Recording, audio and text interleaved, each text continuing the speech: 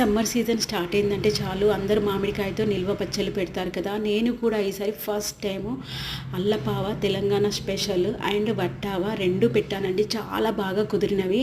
నిన్న పెట్టాను. సో ఎలా ఉందనేది ఇప్పుడు చూపిస్తున్నాను. నాలాగా బిగినర్స్కి అంటే ఫస్ట్ టైం పెట్టిన వాళ్ళకి యూస్ఫుల్గా ఉంటుందని చెప్పి మెజర్మెంట్తో సహా ఈ వీడియో మీకు షేర్ చేస్తున్నాను. ముందుగా దీనికోసం మనం బాగా సన్నగా తరిగి పెట్టుకున్న మామిడికాయ ముక్కలు 1 kg ముక్కలకి మనకు 1/2 kg పల్లి నూనె అవసరం ఉంటుంది. దాన్ని మనం కాచి అందులో పిడికెడు జీలకర్ర, పిడికెడు ఆవాలు పోపు కోసం వేసుకొని అది చల్లారాక మాత్రమే 1/2 kg అల్లము, 1/2 kg ఎల్లిగడ్డ పేస్టు, అందులో 1/2 kg ఉప్పు అండ్ 200 గ్రాముల కారము ఇవన్నీ పేస్ట్ కలుపుకున్నాక చల్లారిన నూనెను అందులో కలపాలి. బాగా కలపాలి. ఇప్పుడు వీడియోలో ఎలా చూపిస్తున్నానో అందులో అలా కలపాలి. ఇందులోనే 1 స్పూన్ మెంతిపిండి అండ్ 2 స్పూన్స్ పసుపు కూడా కలపాలి.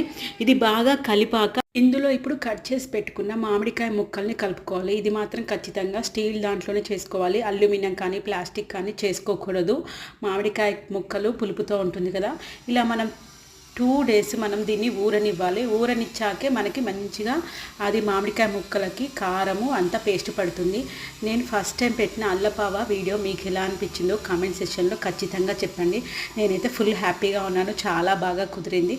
మీకు వీడియో నచ్చితే please like and subscribe. Thank you for watching.